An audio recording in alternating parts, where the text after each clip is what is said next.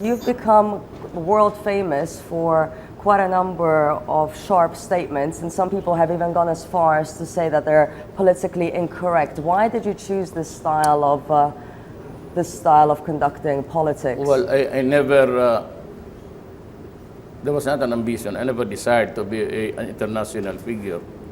I just have wanted to be just a mayor here, but fate somehow changed the course of my life. Now, foreign policy. Fundamentally, the foreign policy of the Philippines follows the foreign policy of the United States. Why? Well, we were occupied by Spain and made a colony for 400 years. But we were ceded to the Americans, and they occupied my country for 50 years. Finally, we had our independence after a bloody revolution and after several massacres. And these were the things that they just, I said, didn't even bother to apologize. But at the same time, America helped the Philippines gain its independence in 1946 after Japan's occupation got away. So do you think, in a way, you should be grateful to them, or do you think that the West is using their allies? Well, if you're an American in front of me, I would say now to you, you want me to thank you for occupying my country? As you lived on the fat of the land for 50 years. You gave us our independence. Well, I'm sorry. If the previous presidents would just kowtow and follow what American says, not me. Not me, because I know my history and I still have this hurt. Was that hurt what made you call President Obama what you called him? I do not like to be ordered. But you know, even in the matter of the purchase of arms, there was this, we were negotiating until a few days.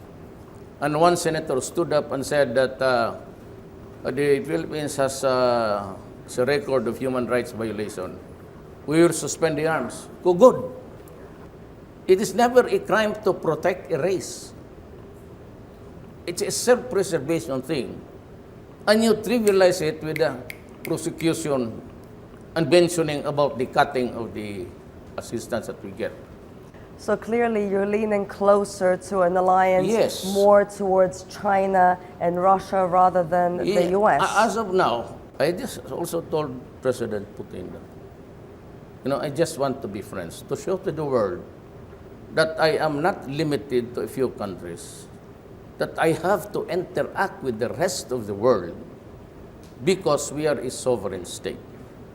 And we have to do business and to have diplomatic relations with everybody.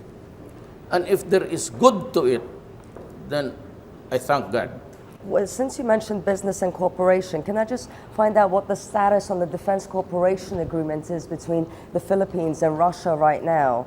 I am not ready for military alliances because we have a treaty that was signed in the 50s. But I am ready to cooperate with my new friends, China and Russia, to make this world more peaceful. U.S. decided to cancel the procurement of weapons. And I said, I have a friend who has plenty. As a matter of fact, he's selling it. Buy one, take one. So I don't need you. But polls in your country show that most of your citizens support an alliance with the U.S. Yes. Still, so how are you planning to? Well, because having been a colony for 50 years, it should not surprise you.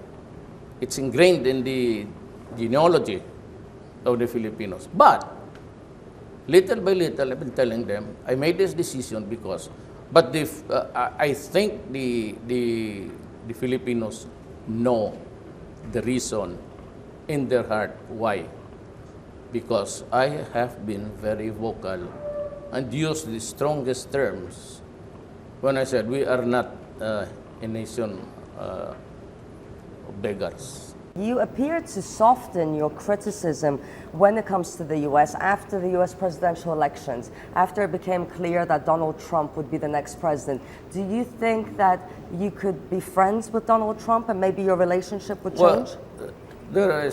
I'm not at liberty to make it public, but there are feelers now. Even retired generals, and they wrote me a long letter, and the last sentence is that there is no doubt in our minds that we can be great friends again and reset the whole thing. That was my sloganeering when I was campaigning, change.